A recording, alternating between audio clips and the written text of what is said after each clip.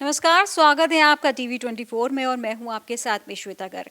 हम लोग हर बार कोई ना कोई एक मुद्दा लेकर अपने स्टूडियो में आते हैं और आपसे एक व्यक्ति से आपको रूबरू कराते हैं और उनसे हम इस बात पे चर्चा करते हैं। ऐसे ही आज हम नेपाल और भारत के एक मुद्दे पर आज एक चर्चा करने वाले हैं, जिसके लिए आज हमारे साथ में समता मूलक समाज के अध्यक्ष विजय कुमार निषाद जी हमारे साथ में मौजूद हैं। उनसे आज भारत और नेपाल से संबंधित कुछ मुद्दों पर हम आज बात करने वाले हैं। तो सबसे पहले तो हम विजय जी आपका हमारे शो में स्वागत करते हैं। जी, धन्यवाद है आपको। निषाद जी, आज हम लोग जैसे नेपाल और भारत की बात करने वाले हैं, उसके संबंध में हमें पहले थोड़ा सा बताएं कि नेपाल और भारत के संबंध में किस तरीके के रिश्ते हैं और किस तरीके से हम उसमें समन्वय कर सकते हैं, क्योंकि सवाल बहुत सारे हैं। उन सवालों का आंकलन करने बैठेंगे तो समय गुजर जाएगा। तो पहले तो थोड़ा सा एक संक्षिप्त में आप हमें थोड़ा सा कुछ बताएं। निश्चित रूप में पत्रकार महोदय, बात क्या है कि आज से नहीं, ना द्रोपा युग से न त्रेता युग से, ये सतयुग से नेपाल और भारत का जो संबंध है वो आया है। और लोग कहते हैं बेटी और रोटी का संबंध। बेटी और रोटी के संबंध से भी गहरा संबंध हम लोगों का ब्लड का संबंध है। इस माने में ब्लड का संबंध है, जैसे हम निषाद हैं, ठीक, अब यहाँ भी निषाद है, तो हमारे पूर्वज तो यहाँ पे भी हैं और यहाँ से वहाँ गए हैं, और बहुत लोग हिमालय से इधर आए हैं, आपके भारत में आए हैं। तो ये संबंध आज की आपकी और मेरी संबंध अभी की नहीं है, कई करोड़ साल पहले की संबंध है। बस यही आप इसको इस तरह से ले सकते हैं। और बाकी तो बहुत लोग किस किस तरह से लेते हैं, कैसे कैसे लेना है, कितना आदमी प्रोपोगंडा मचाता है, ये हो गया, नेपाल को भारत ने कब्जा कर लिया, ये कर लिया, वो ये सब फिजूल की बातें हैं। कहीं ना कहीं थोड़ा बहुत भारत से भी कमजोरी हुई होगी, नेपाल से भी कमजोरी हो गई होगी, लेकिन कोई किसी का राष्ट्र ले नहीं सकता, कोई किसी का राष्ट्र छीन नहीं सकता। इसीलिए और किसी के कहने से और किसी के कुछ भी बोलने से नेपाल और भारत का जो संबंध है वो टूट नहीं सकता, छूट नहीं सकता, अकाट्य सत्य है। तो आप मानते हैं कि नेपाल और भारत के जो भी संबंध हैं वो मजबूत हैं या उनके बीच में समस्याएं हैं? देखिए, नेपाल और भारत का संबंध जो है पीपुल टू पीपुल, ठीक, इतना ज़्यादा गहरा कनेक्शन है, जैसे एक माँ का एक बेटा से जो संबंध होता है वैसा ही है नेपाल और भारत का जो संबंध है। और कमी कमजोरी रह कहाँ गई, जैसे पॉलिटिकल लेवल पर। अब पॉलिटिकल लेवल पर कैसे कमी कमजोरी हो गई? निश्चित रूप में नेपाल में 5 साल अभी तक कि इतिहास में देखा जाए तो सरकार नहीं बनी हुई है, लेकिन भारत में भी अभी विगत 20 साल से 5 साल सरकार टिकी हुई है, जहाँ तक मेरी अंदाज है। जैसे कि मनमोहन सिंह 2004 में जब प्रधानमंत्री बने तो 10 साल वो बने, और उसके बाद मोदी जी बने 10 साल, वो भी, उनका भी कार्यकाल ये 2024 में ख़त्म हो रही है। तो यहाँ के देखने का नज़रिया और यहाँ से वहाँ का पॉलिटिकल का जो कनेक्शन है ये अपने आप में स्थिर है। और नेपाल का जो पॉलिटिक्स है, होने के लिए तो हम नेपाल के ही हैं, लेकिन वहाँ के कुछ नेताओं का और यहाँ के कुछ ब्यूरोक्रेटों का और यहाँ का भी कुछ नेताओं का कमी कमजोरी है। निश्चित रूप में नेपाल के अस्थिर राजनीतिक, अस्थिर सरकार की कमी कमजोरी से आज कोई भी नेपाल पर हावी होता है। यदि नेपाल और भारत में कुछ भी हो जाए तो तुरंत, चाहे वो चाइना हो, चाहे वो अमेरिका हो, चाहे कोई भी देश हो, तुरंत प्रोपेगेंडा मचा देता है और नेपाल और भारत का जो संबंध है इसको तोड़ने में लग जाता है। इसीलिए छोटकरी में बुझिए, नेपाल और भारत का संबंध पॉलिटिकल भले थोड़ा सा कहीं गड़बड़ है, लेकिन आर्थिक सामाजिक बहुत मजबूत है। तो आप संस्कृति और उसकी इतिहास की बात करते हैं तो उसमें क्या मेलजोल आपको लगता है? देखिए, यही तो लोग नहीं समझते हैं। आप नहीं समझती हैं, हम नहीं समझते हैं, या और भी लोग नहीं समझते हैं। हमने शुरू में ही कहा द्रोपा युग, त्रेता युग, अभी कहिए ये कलयुग, इससे पहले लोग सतयुग में भी जीते थे। ठीक है, जब नेपाल पर या भारत पर कोई भी चीज़ का इतिहास देखा जाए, अभी का बात नहीं कर रहे, इतिहास में जैसे श्री राम को नैया पार कराया, ठीक, निषाद है, ठीक, सांस्कृतिक बात बढ़ रहा है, तो आज निषाद नेपाल में भी है। दूसरी बात, जब महाभारत में जब युद्ध हुआ तो हम लोगों का नेपाल का विराट राजा, जो कि आज विराट नगर से, विराट चौक से उनका पहचान और नामाकरण होता है, वो भी आए हैं। ठीक, और सबसे बड़ी चीज यहाँ का अयोध्या के पुरुषोत्तम हमारे जय श्री राम जो हैं, वो उनका ससुराल कहाँ है? तो जनकपुर धाम में है, और वहाँ सीता माता का ससुराल यहाँ है और मायके नेपाल में है। तो इससे भी बड़ा कोई संबंध हो सकता है क्या? ये मेरा प्रश्न आपसे है। तो इसीलिए नेपाल और भारत का संबंध उतना ही तक सीमित नहीं है। जब लक्ष्मण को जब बाण लगा तो हिमालय पर्वत से जाकर क्या संजीवनी लेकर आए, और स्वर्ग द्वारी भी, पूरे 5 पांडव स्वर्ग द्वार नेपाल के ही रास्ते से गए हैं। अब इससे बड़ा संबंध कोई हो सकता है क्या? तो सांस्कृतिक संबंध है। अब बाकी ये तो बच्चों की तरह ये लोग ट्रीट करते हैं, नेपाल और भारत की संबंध तोड़ा जाए, फोड़ा जाए। बात समझते हैं कि नहीं? तो इस कारण से नेपाल और भारत का संबंध जो है अटल रहेगा और अटल है।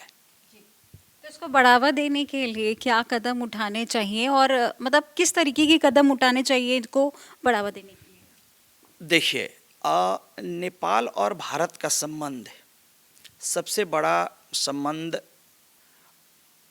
रोटी बेटी ब्लड का तो हम कहिए दिए, कहाँ बिगड़ता है? तो इसका सीमाना जो लेकर बिगड़ता है। जैसे 1-2 साल से 3 साल से नेपाल और भारत का बीच में एक सबसे बड़ा डिबेट और सबसे ज़्यादा वायलेंस कहाँ हुआ? लिपू लेक और लिम्पा अधूरा, जो आप लोग उसको जो पश्चिम में पड़ता है, काला पानी कहिए, तो न आप जानते हैं न हम जानते हैं।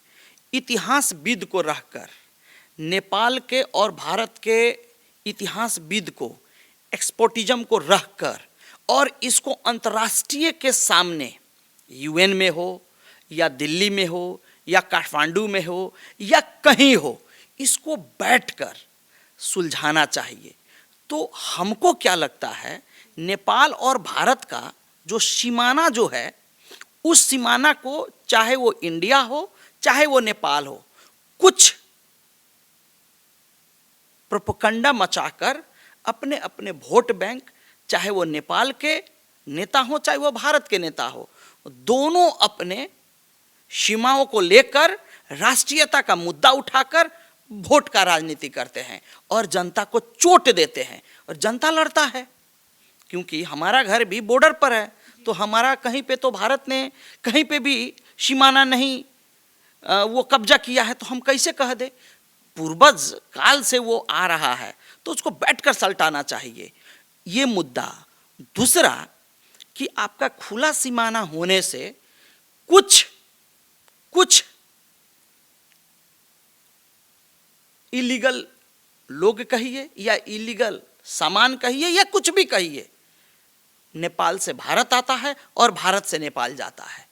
अभी ये एक पाकिस्तान की एक महिला नेपाल के रास्ते आपके भारत में आई, तो इस पर भी बहुत सारे चर्चा उठे।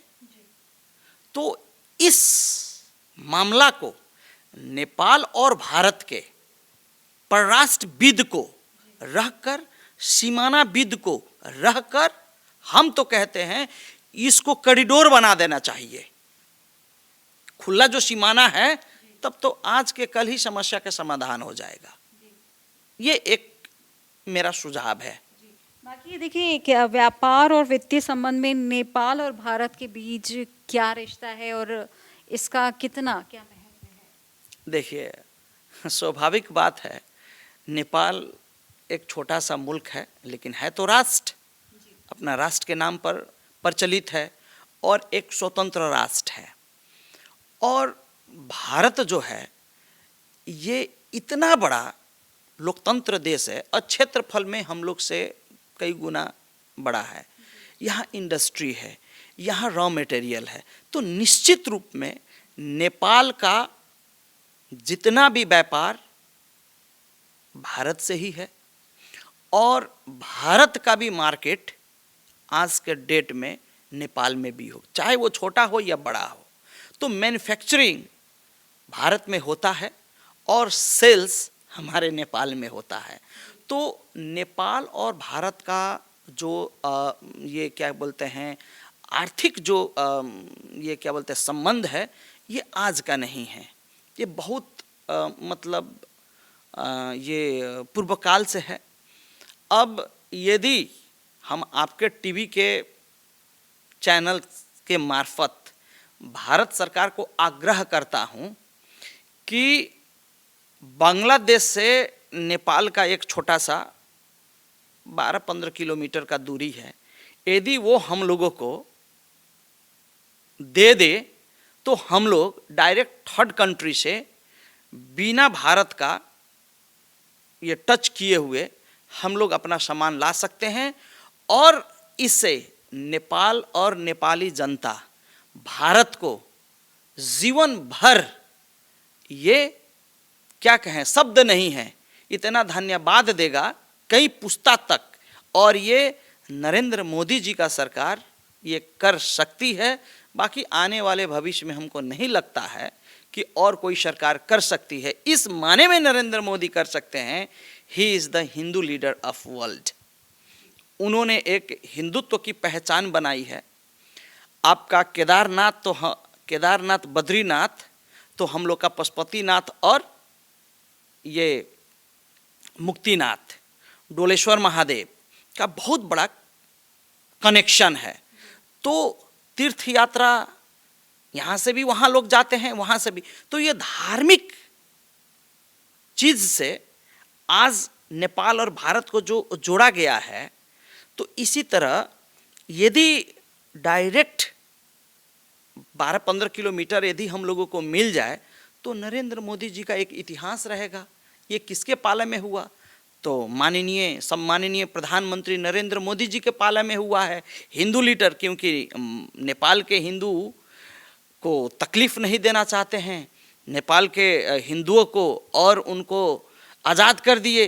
कम से कम नेपाल के रास्ता, भारत के रास्ता नहीं, डायरेक्ट तुम ले जाओ, ये हो सकता है। तो ये और भी मजबूत होगा नेपाल और भारत का संबंध। तो आप भारत और नेपाल का जो व्यापारिक जो संबंध है उसको आप बहुत अहम पार्टनर मानते हैं और आने वाले टाइम पे जिस तरीके से आप चाहते हैं, जिस तरीके से आप कह रहे हैं, तो आप मानते हैं कि एक अहम पार्टनर है भी और अहम पार्टनर और बन भी सकता है। ये सदियों से हुआ है, मानने का तो कोई औचित्य नहीं है, ये है। ट्रूथ इज ट्रूथ, ये हम लोग नकार नहीं सकते हैं। क्योंकि देखिए, आज एक छोटा सा साइकिल भी बनता है तो नेपाल में इसका बिक्री वितरण होता है। अभी गाड़ी भी बनता है तो वहीं जाता है। ये सब बात का छोड़ दीजिए, नून के बिना आप कोई भी सब्जी नहीं खा सकती है, तो नून का भी मैन्युफैक्चरिंग तो इंडिया में ही है। तो नून से लेके गाड़ी एवरीथिंग नेपाल इंपोर्ट करता है। तो स्वाभाविक रूप से नेपाल और भारत का जो संबंध है इस तरह भी ले सकते हैं। यदि नेपाल के पॉलिटिकल और इंडिया के पॉलिटिकल यदि दोनों मजबूती और ईमानदारिता के साथ यदि वो लोग काम करना चाहे तो नेपाल में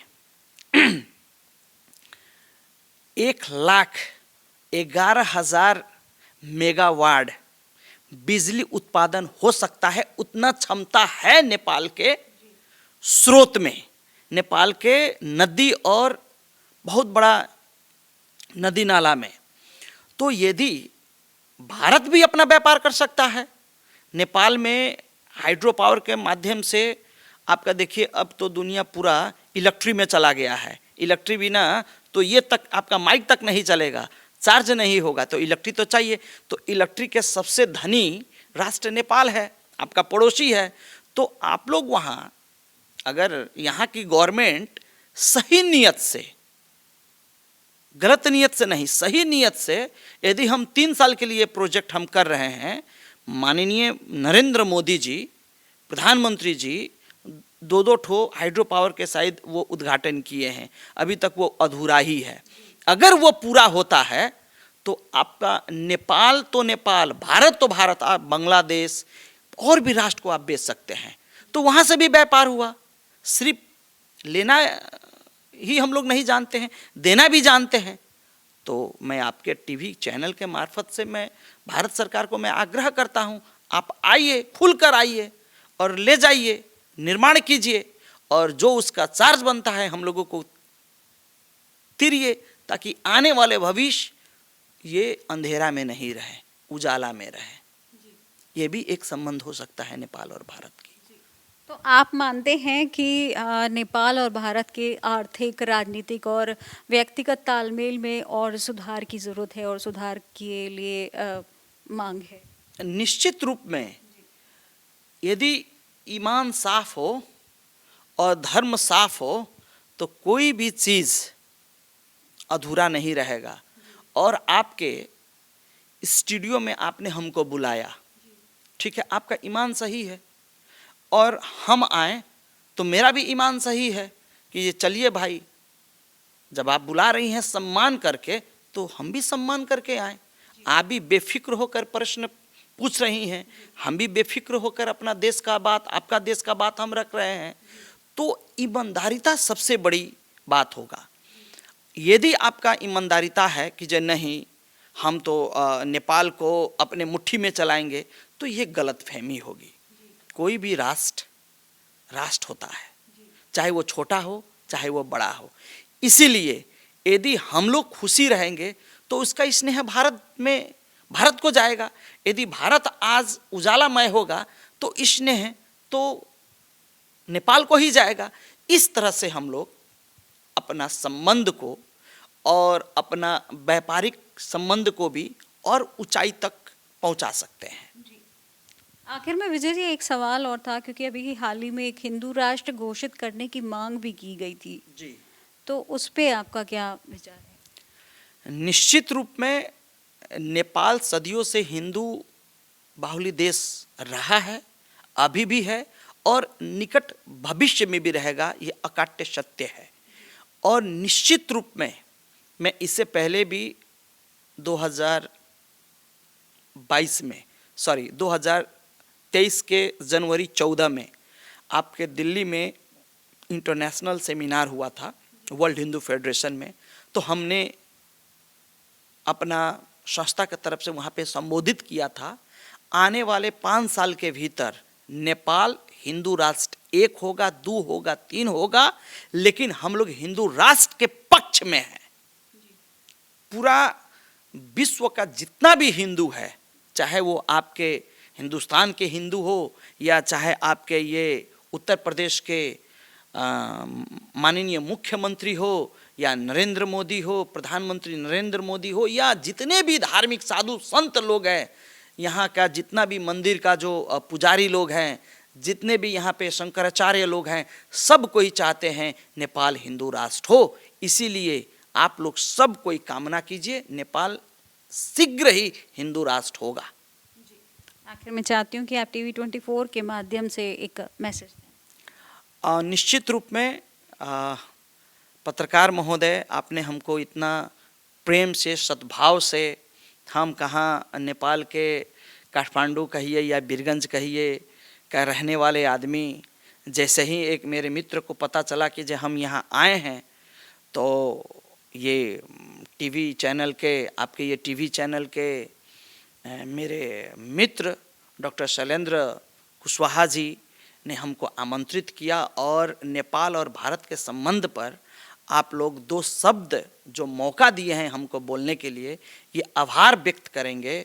ये स्मरणीय है। हम खुद में ही हम शॉक्ड हो गए कि हम आए हैं एक दिन के लिए, आप लोग हमको लियाकर नेपाल और भारत के संबंध पर जो बोलने का जो मौका दिया, इसके लिए तहे दिल से आपको धन्यवाद है। और हमारे संस्था के तरफ से भी धन्यवाद है, संपूर्ण नेपाली जनता के तरफ से भी आपको धन्यवाद है। जय नेपाल, जय हिंदू राष्ट्र।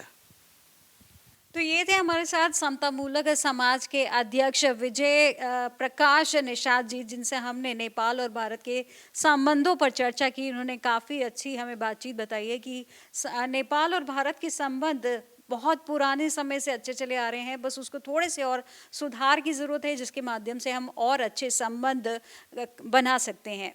ऐसे ही और जानकारी के साथ बने रहिए हमारे साथ टीवी 24 पर। नमस्कार।